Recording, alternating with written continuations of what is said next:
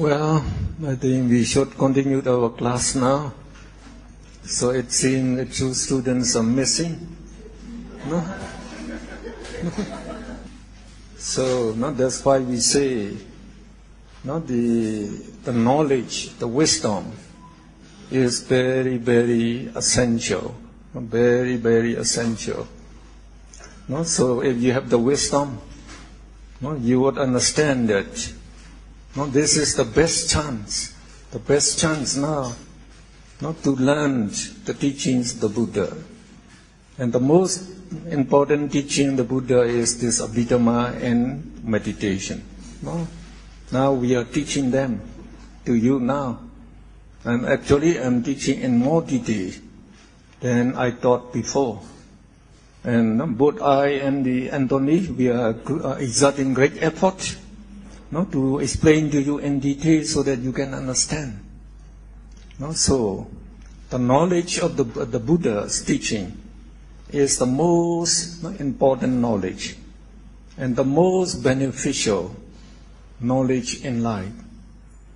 So just listening to the Dhamma, so you are developing moral minds. So listening to the Dhamma, studying the Dhamma is also part of meditation. It's part of meditation. So while you are listening to the Dhamma, so if you can listen attentively with respect to the teaching of the Buddha, then you are developing moral minds by billions every second. So you are getting billions of dollars every second. So you cannot do any other job to get billions of dollars every second. But here you get it. You get it.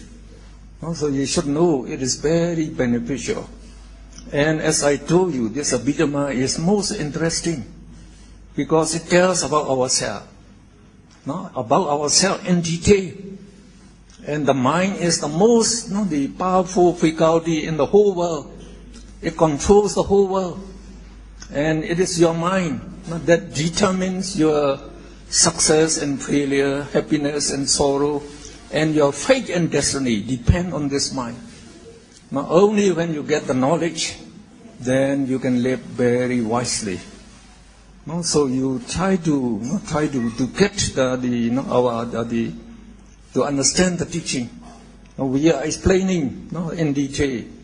But when you talk to me, I know that you don't understand much yet. You don't understand much yet. So that is the difference between actually some of us and the others. For myself, for example, when I attend the university, and all the whole class, from the kindergarten till the doctorate degree. So I usually stood first in my class. So I stood first. Why? So you have to exert the effort. So I never missed the class. I never missed the class throughout this. So you are sick a little bit. I don't care. I will come. So when the teacher teaches, I listen very attentively. So I make the determination.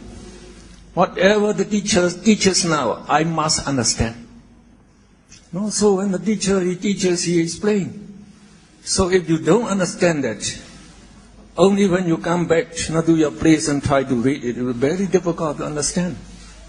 So if you just understand there, then it's become very easy. But I try to listen so that I understand everything what the teacher teaches. And then when I come home, I make my study hours. So in the university hostel, they say study hours 8 p.m. to 11 p.m. That is the quiet time for study. So I said my study time is from 6 to 11. So every day 6 p.m. I will be in my table. So I try to study all what is taught today. So finish all the exercises that they ask me. So, if I have time, I also read back the previous one. So that means I know everything. Now all the teachers in the books, I know everything. So when you read it again and again, you do not forget it. You remember them. No, you remember them. So if you remember like that, when you appear in examination, so you can answer very well. You can answer very well. No, so your attitude is very important. So now some of you, I like to go back tomorrow. No, so they say. So that means they don't develop interest. No interest, that means. No, so they are not getting what we teach us. No, you don't get it. Some of you get it. Some of you, you listen very attentively, I notice. So you should exert the effort to get the highest benefit of the teaching. Okay.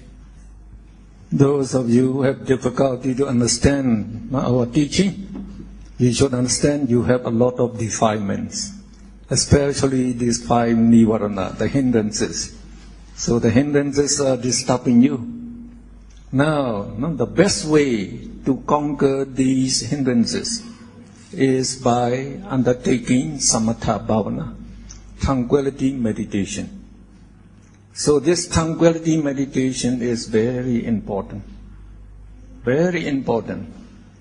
No? Because it is important, the Buddha, he described 40 subjects of meditation. 40 ways how to develop the tranquility means peacefulness of the mind. Tranquility means the peace, the calmness, and serenity and purity of the mind. So how to develop the purity of the mind? So it is very important. So, the Buddha, he described 40 subjects of meditation. So at least you have to undertake one special meditation. And meditate continuously, strenuously, then you can develop the jhana concentration. The jhana concentration. So yesterday I taught you the true meditation yesterday. Not just the basic way of the meditation, radiating loving kindness and reflecting on the attribute of the Buddha. So these are among the 4 guardian meditation we say, that are essential and desirable at all places, at all time, to guard you, to protect you from all dangers. Internal dangers, these hindrances, and also the external dangers. So to make you safe. And then you should choose the one special meditation. So if you actually in Visuddhimagga, I describe there as taught by the Buddha, by radiating loving kindness, you can develop 4 rupa vajra jhana. You can develop 4 rupa vajra jhanas. But it is, if you can develop the jhana and radiate loving kindness, as your mind is very powerful and concentrated, your loving kindness will be very powerful. Very powerful. Even some of your enemy, who is giving you a lot of trouble, you just concentrate on him, develop loving kindness. Then he will become very friendly to you. He will apologize to you for his offenses on you. But to develop the right concentration by the loving kindness of Buddha Nosti is difficult. So here, in this book, I describe about meditation on kasina. Kasina is a meditation device that should be observed completely. And there are 10 kinds of kasina. And the first one is we call the earth disk. Pathavi kasina. It's just meditating on an earth disk. So it is very easy to make this the meditation subject. So you just take a canvas, a piece of canvas, and you smear pure clay. So you smear on that canvas to make an earth disk about 15 inches in diameter. So you just put it on the earth when you meditate. and you sit about 4 feet from that abyss. So on a stool only 1 foot high, then you just watch the abyss and you meditate Patavi, Patavi. Because Patavi is the element, because the earth element that is predominant in earth. So or you can just meditate earth, you can just meditate like that, earth, or Patavi, Patavi. That is Patavi meditation. It costs you nothing and not difficult at all. Even children, they can meditate. Not just watching there. So applying your mind again and again, so that your mind will not wander away. If it wanders away, call it back. Just apply it. Patavi, Patavi. So that is just meditation. Okay. So undertaking meditation is very easy. Very easy. Just focus your attention on that abyss. On the abyss. Then you reflect mentally. We reflect mentally. Patavi, Patavi. That is the better way, not the Pali word. Patavi means the earth element. Not just earth. We are reflecting on that. So, on your part, what you have to do is, you must have five powers, we say, to fight against those enemies, the hindrances. You need the five powers, 5 strengths, we say. So these 5 strengths, number 1 is saddha. Saddha is, so tomorrow we are going to study about these mental factors. Now saddha is, this is the saddha, the leader of beautiful mental factors. It is the leader. To have faith and confidence in the Buddha and his teaching. So, the saddha is the leader in performing any meritorious deed. You come here to undertake this course because of your saddha. Your saddha. And when Buddha was asked, what is our the most precious treasure that we can possess? The Buddha said it is saddha. Saddha is the most, the valuable treasure that we can possess. So this saddha, so the more you know about the attributes of the Buddha, the Dhamma and the Sangha, then your saddha will be greater. And the best way to develop this saddha is meditation and also study of Abhidhamma. From my experience, when I understand this Abhidhamma, my faith in the Buddha, the Dhamma, the Sangha becomes very, very high. Very, very high. So now, I am not tired.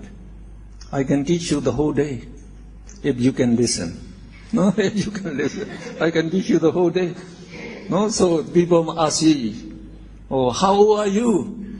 So if in the Chinese way, they always add 2 years in their age, the Chinese way. So I'm 81 in the Chinese way. But I can still walk just like you. Just like you. So, because I have this faith in the Buddha, the Dhamma, the Sangha, I know I am doing the noblest work by just teaching you. And I am getting the greatest merit by doing that. So when you know that, so the wisdom is also necessary. The wisdom is this panya cetasika. Panya or panya indriya is the wisdom. So when you understand, meditation is the most beneficial work or task to do in life. And also it is the most beneficial, most useful, most valuable, and the most enjoyable task to do. Enjoyable task. So if you get into the meditation, you will see, oh, it is real, very, very joyful. Very joyful. No? So, and then you get two, no, saddha and wisdom. No, they should be balanced, the Buddha said. And then another two is, no, virya is the effort. No, effort is among the neutral mental factors, we have this virya. No, this is the effort. And the ekaggata, that is we call the samadhi, ekaggata, they should be balanced. So we must exert the effort. No, if you're lazy, then you cannot progress. No, so your effort is just to apply your mind, to focus your mind on that artist again and again. Applying your mind, patwi, patwi, patwi. No, so that means the mind is wandering to various objects. So we prevent it not to wander. Just you take notice of this, the artist. So we apply. So we control the mind actually. No, so patwi, patwi. So with faith and wisdom, you just apply it. Then you must have mindfulness. No, mindfulness is sati. No, also a beautiful mental factor, and the most essential in meditation. And actually, in every walk of life, mindfulness is very important. Now, mindfulness means to be mindful of the meditation subject all the time. That means you have to be aware of this artist all the time. So if you are aware of this all the time, your mind will not wander away. So as soon as you lose your mindfulness, that means you forget about the art casino, the artist, your mind will wander away. Will wander away. And some people say, oh, meditation, many thoughts coming in. The thoughts about the family, the thoughts about business, the thoughts about social affairs, all these things. So, again, that is same desire. No, those thoughts, they comes in because you lose mindfulness. So if you have mindfulness, no thoughts will come in. Your mind will not wander away. No? And then we have, we have five. Only five. No? The faith and confidence in the Buddha's teaching. And then we must we exert effort to fix our mind on this meditation subject. And then we must have mindfulness. We must be aware of the meditation object all the time. All the time. And concentration means to focus our mind on this meditation subject, not allowing the mind to wander away. And wisdom. Wisdom leads the way, shows the way. So it is the most beneficial. Then you are willing to do it. You must respect this meditation. It is not an ordinary thing. For an ignorant person, they will say, oh, you just sit watching the art. What is the benefit? They would say. But now, when you have the wisdom, you know, oh, this is the teaching of the Buddha. Just by this, we can control our mind not to wander away. And we can develop moral minds continuously. So many billions every second.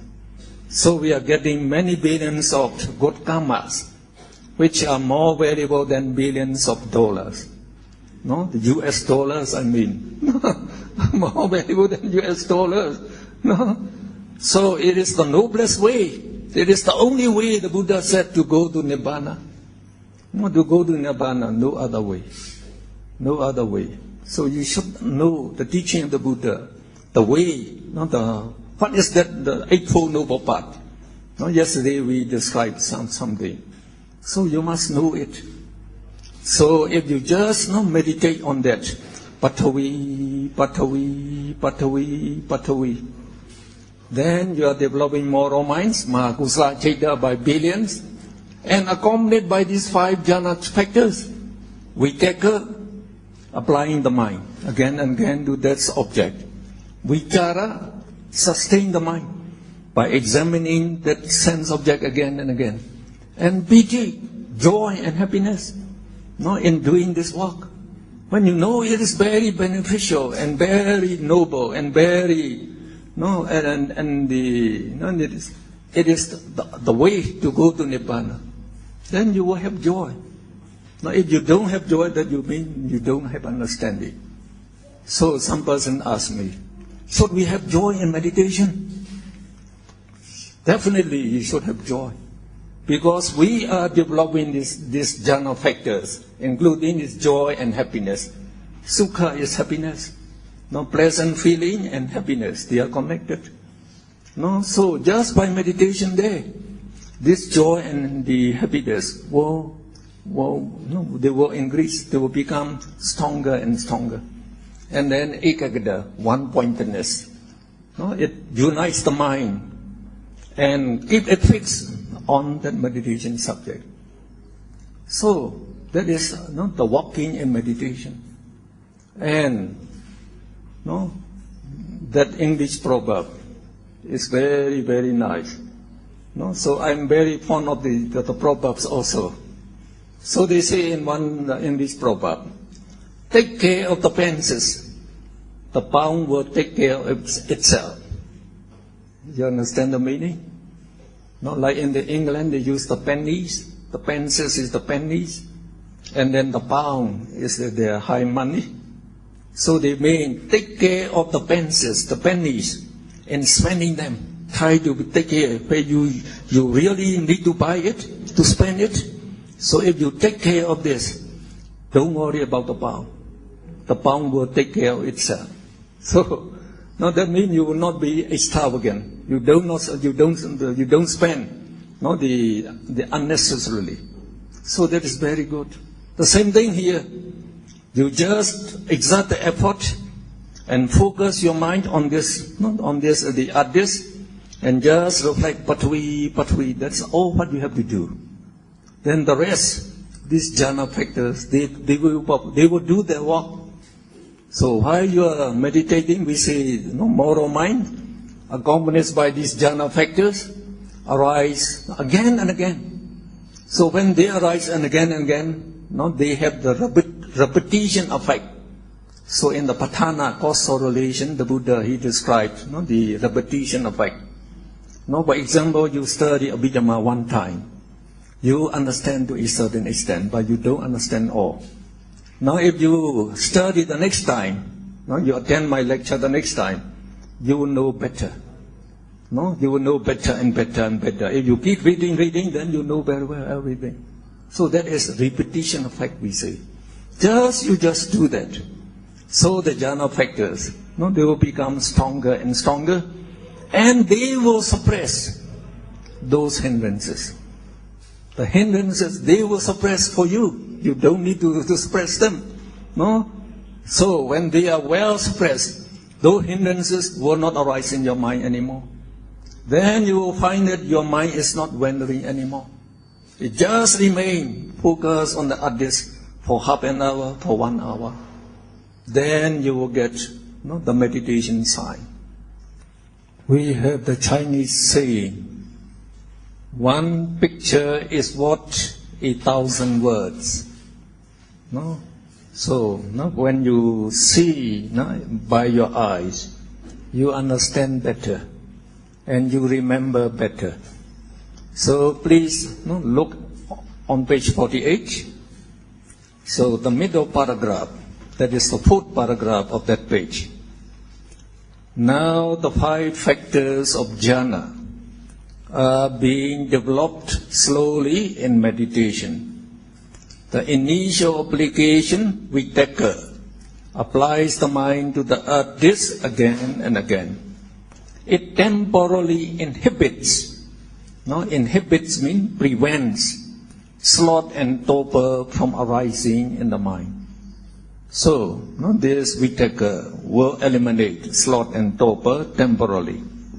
Then sustained application vichara sustains the mind on the artist by examining the object again and again. It temporarily inhibits sattva doubt, vicikiccha not to arise. So if your mind is wandering, you exert great effort to apply the mind to the artist again and again. That is vitakka. So if you do that, sloth and torpor will not arise in you. not the laziness, sloth and torpor. And then, if you are mindful of the meditation subject, then vicikiccha, skeptical doubt, will not arise. The next paragraph, piti develops joy or pleasurable interest in the object. It temporarily inhibits ill will. Not that dosa, anger, ill will not arise if you have the joy and piti. Now, piti is also a precursor. Precursor means forerunner. Not the forerunner of sukha, pleasant feeling. Piti creates an interest in the subject, while sukha enables one to enjoy the object. That means when you get piti, piti will give rise to sukha, happiness. So happiness will arise. And sukha holds the mind to stay longer on the object by its bliss. It temporarily drives away restlessness and remorse.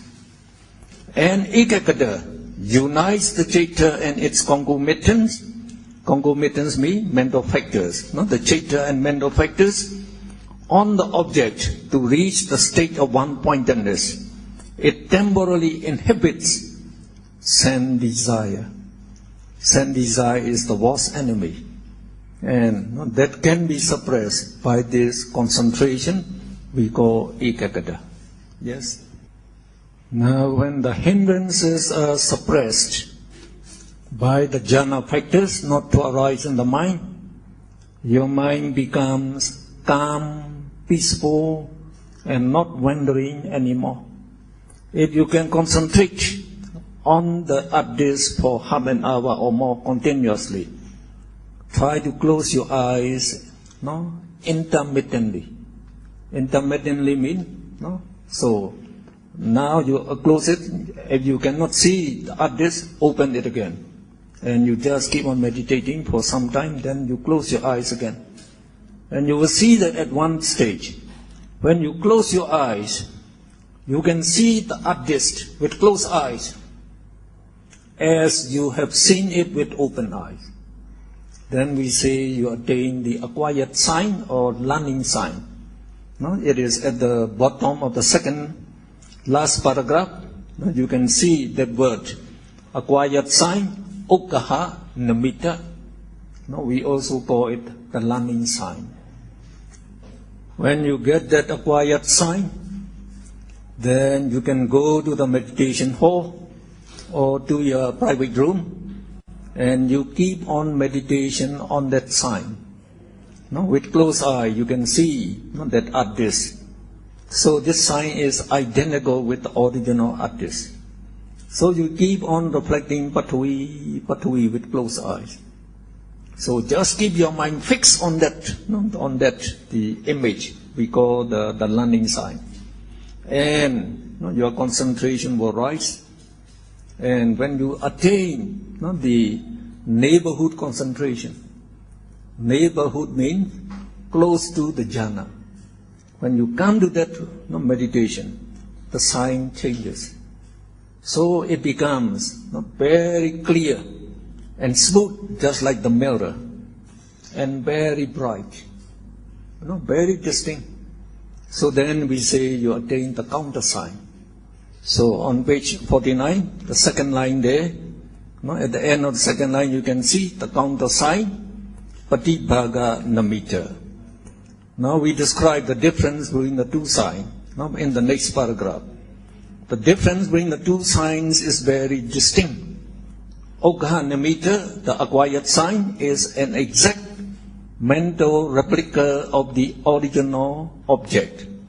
Mental replica means you remember that sign in the mind, or you say that sign appears in your mind and it remains fixed in the mind, so you can see it. Now, patibhaga namitta, now counter sign. I continued. It contains all the defects present in the original object, just like the fingerprints and like the marbles, and then some sticks in the earth will appear in the learning sign. Now, Patibhaganamitta, counter sign is free from all defects. It is very bright and smooth. And this sign may not possess a definite form or color. It is just a mode of appearance and born of perception. So it is created by the mind, actually. As you reflected very open, your degree of the concentration rises. And when you come close to the jhana, then this sign, the counter sign, appears. So very distinct. When you attain the counter sign, you should be very glad, because you succeed in this meditation now. And you are sure you are Tikhetuka, three-rooted person, if you attain that counter sign. So at that stage, the mind is pure, because all the hindrances, the defilements, are totally suppressed, not to arise in the mind. So the mind is pure. So when it becomes pure, as I told you, it radiates very bright, penetrative light. So now when you get the counter sign, again from the mind, very bright, penetrative light arises. With close eye, you can see all the objects in front of you. And then at that time, the five jhana factors, become quite well developed. So that means piti, sukha, and ekagata are very strong now. So you experience joy and happiness that you have not experienced before.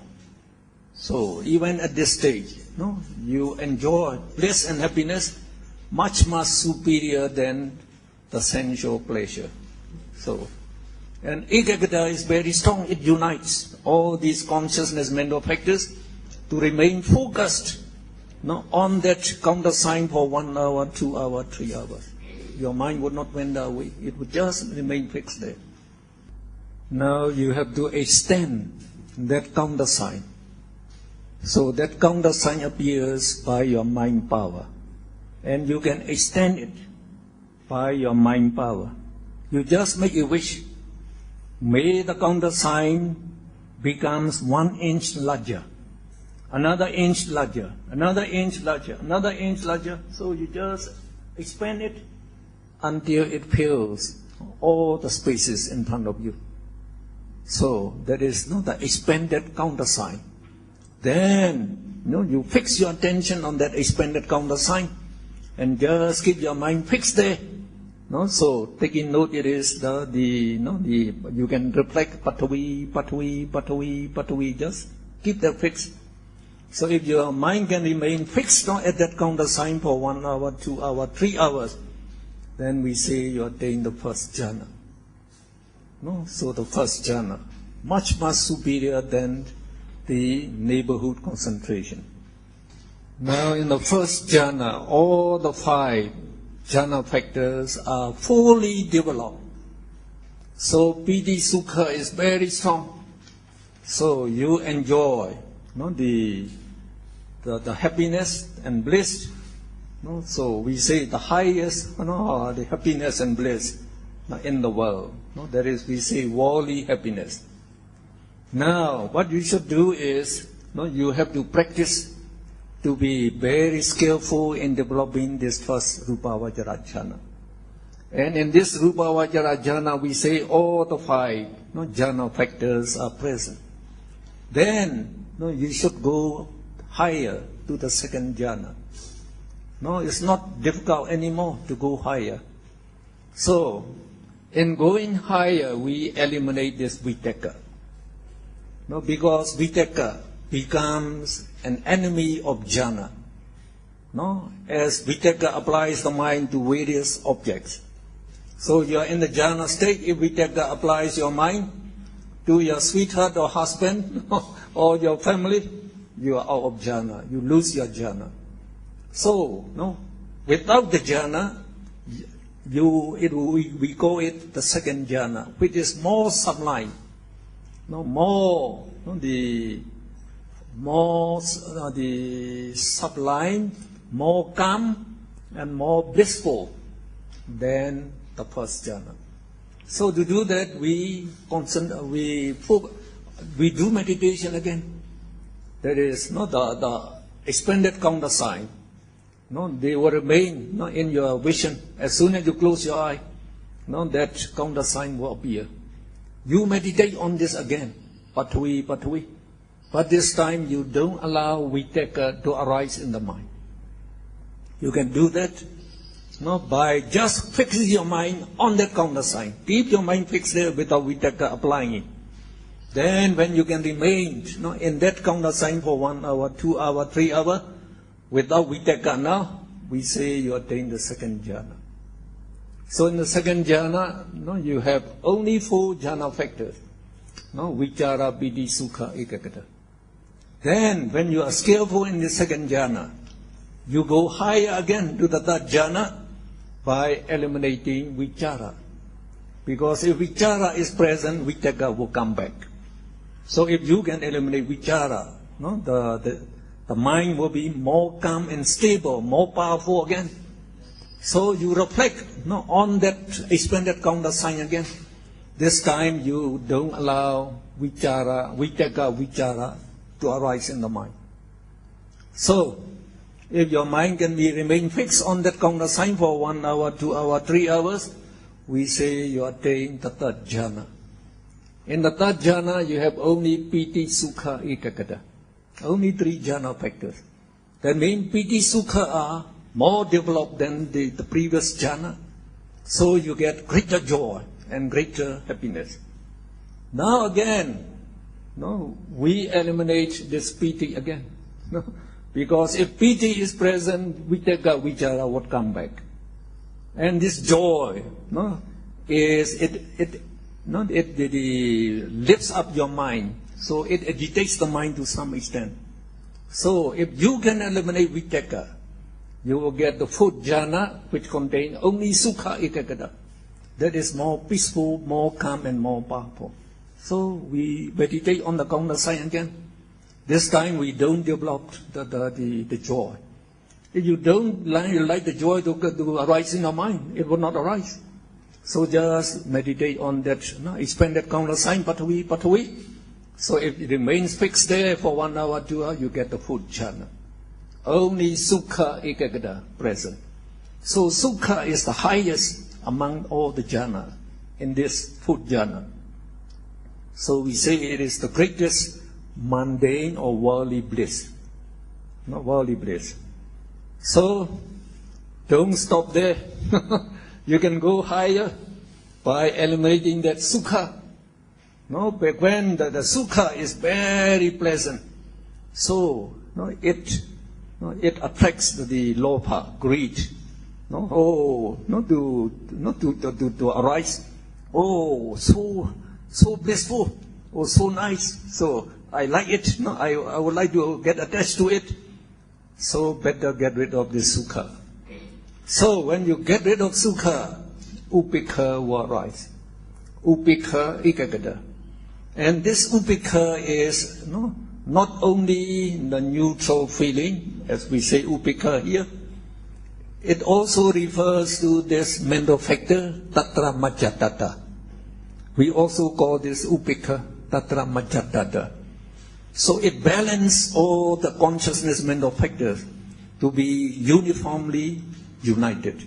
So the mind becomes more peaceful, more calm, and more powerful. So like the power meditations, meditators, they can develop these jhana.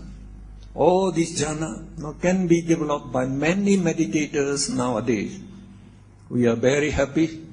Not only Myanmar, many foreigners can also develop these jhanas in our power meditation center. Now they say when get this fifth jhana is the best. Very calm, very sublime. So now if you use this fifth jhana to undertake vipassana meditation, then you can progress very quickly. Well, I hope you understand quite well so far. So, some of you nod your heads quite good.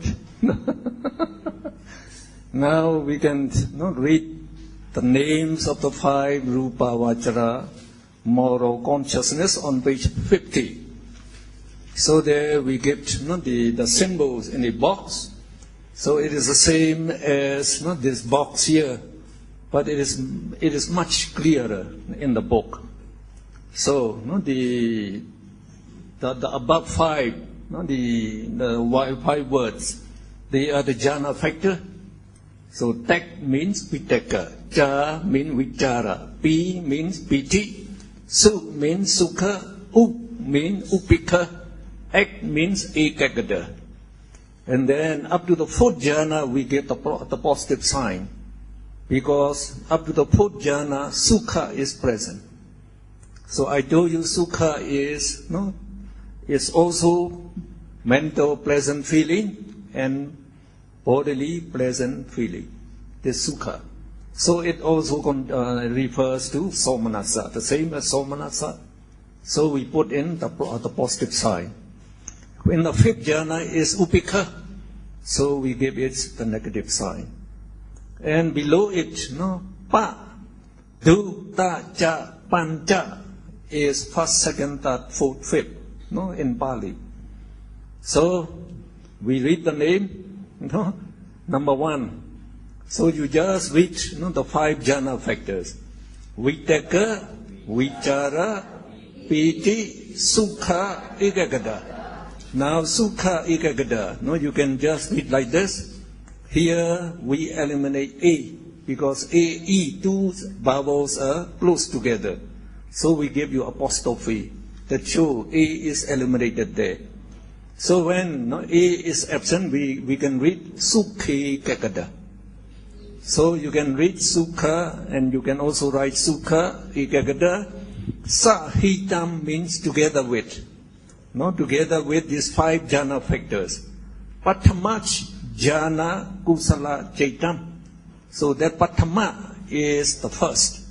The first jhana, moral consciousness, kusala chaitam. So if you look at the meaning, you can understand very easily. So first jhana, moral consciousness, together with vitaka is initial application, vichara is sustained application, piti is joy, sukha is bliss, and ekagata is one-pointedness. So if you know the first name, then in the second name you just eliminate vitaka. So we read again: vichara, piti, sukhe, ekagata, sahitam, dutayach jhana kusala chaitam. Dutaya means second. So if you look in the meaning, number two, second jhana, moral consciousness, together with sustained implication, joy, bliss, and one-pointedness. So vitaka is absent. Then you go to number three, we eliminate vichara again. So we have piti, sukha, ekagata, sahitam, tatayach jhana kusala chaitam. Tataya means the third, moral jhana consciousness. Number four, we eliminate piti, so we have sukha, ekagata, sahitam, chatutach jhana. Chatutha means the fourth, kusala chaitam. Number five, we eliminate sukha, so we put in upika. Upika, ekagata, sahitam, panchamach jhana kusala chaitam. Panchamach means the fifth. So you know how to develop the five rupa vajra jhana. So now you can undertake meditation to develop them. So it is a possibility. So many people have done it. So we should be able to do it also. Now we go to the next topic. Five material sphere means rupa vajra. Resultant consciousness means vipaka chaita. So these five, rupa vajra, vipaka chaita, they are named the same way as the rupa vajra kusala chaita. So in the name you just change kusala chaita into vipaka chaita. That's all. And again with the five rupa vajra kriya chaita, the names are again the same. We just change kusala chaita into kriya chaita. So you know the names already. On page 51, the second topic, immaterial sphere consciousness, no, arupa vajra chaita. Again, they are the higher consciousness. No, these 12 are rupa vajra chaita. They are higher than this rupa vajra chaita.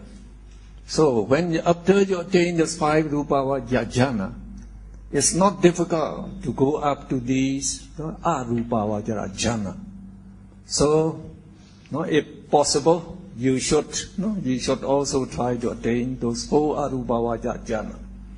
So on page 51, so under that topic, these 12 arupa vajra chaitas are equally divided into 3 groups. So the same as before. So number 1, arupa vajra kusala chaitas. There are 4 numbers. We call arupa jhana, moral consciousness. Number 2, so instead of kusala, you just change to vipaka. Arupa vajra vipaka chaitas, arupa jhana, resultant consciousness. Number 3, arupa vajra kriya chaita, so arupa jhana, functional consciousness. So 4 each. So just like before, non-arahats, by undertaking meditation, we can develop the 4 arupa vajra kusala chaita. And the 4 arupa vajra vipaka chaitas are the result, the result of these arupa vajra kusala karma. So they are the rebirth consciousness of arupa Brahma. And then when arahats, they undertake meditation, they can develop the 4 arupa vajra kriya jhanas. Now, immaterial arupa means no materiality. So, no materiality. So, in order to develop these 4 arupa vajra jhana, we have to develop non-attachment to materiality, that is our body. So, we are so much in love with our body, so we don't see any fault in our body. We don't see any fault. But there are a lot of faults in this body. So, because of this body, you have to be conceived in the mother's womb for more than 9 months, and then have to be born and have to be brought up. And now you have to walk the whole life just to maintain this body, to provide it with food, lodging, and clothing, and all these things. You have to walk the whole day. And there are many diseases, so the diseases you have to suffer. And because of this body now, you have sick quite a long time. So many of you have the pain in the body now, especially in the hip. I also have the pain. Some people say, "Oh, teacher, you can sit so long, don't you get the pain?" So of course, if you have the body, you have the pain. So if you don't pay attention to the pain, then the pain would disappear. If you don't pay attention, so it does not. You don't know they are painful anymore. So it develops the pain. When the temperature is very cold, then you are frozen to death. When the temperature is very hot, then again you are also killed. And because of this body, you quarrel with each other. So you fight with each other. Then you kill each other. So if there is no body, no more trouble, all these trouble, you don't have to take. So won't it be better? Well, you don't agree because you are in love with your body. So when we heard the thunder sound, we got afraid because of this body.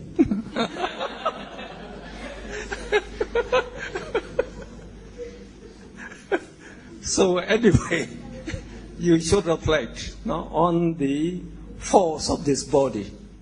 So, if we don't have this body, we have very less suffering. So it would be nice if there is no body.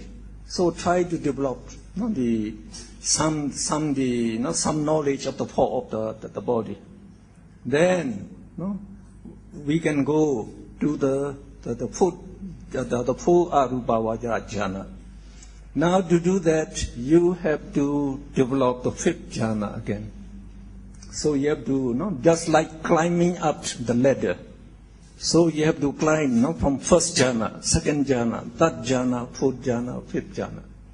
So when we say you develop the fifth jhana, you have to meditate on the expanded counter sign again. So that expanded counter sign, you just reflect Patavi, you develop the first jhana. Then you come out with, eliminate Vitaka, develop the second jhana. And then the third jhana, fourth jhana, fifth jhana. You come out of the fifth jhana. Then, now you are going to do the Arupa jhana. So, those, the counter sign, appears in front of your eyes. Actually, it appears in the mind door. This counter sign, it appears in the mind door. The mind door is our life continuum, Mahavipaka Chitta. So our rebirth consciousness, and then it functions as life continuum. It arises in the blood of the heart. That is the life continuum. Actually, all these counter signs, they appear in that mind door. We think we are seeing in front of our eyes. But anyway, this counter sign will remain. It will remain because we have some attachment to this counter sign. So it will not disappear. Now, to do Arupa Vajra, the meditation, we neglect this counter sign. We neglect it. So we ignore it. And we try to concentrate on the infinite space beyond that counter sign. So beyond this counter sign, as you have done the expanded counter sign, to fill up all the spaces in front of you. So if the counter sign disappear, there would be infinite space. Infinite space. So though you don't see infinite spaces, you visualize it. Oh, beyond this counter sign, there will be infinite space. So, you concentrate your attention on that counter space and you meditate akasa, akasa. That means space, space. Space. You just meditate. As you meditate, remember your concentration is already very high. Though you come out from the fifth jhana, your concentration is close to that fifth jhana. We say it is at the neighborhood of the fifth jhana, very high. Already very high. So you can concentrate very well on that meditation, space.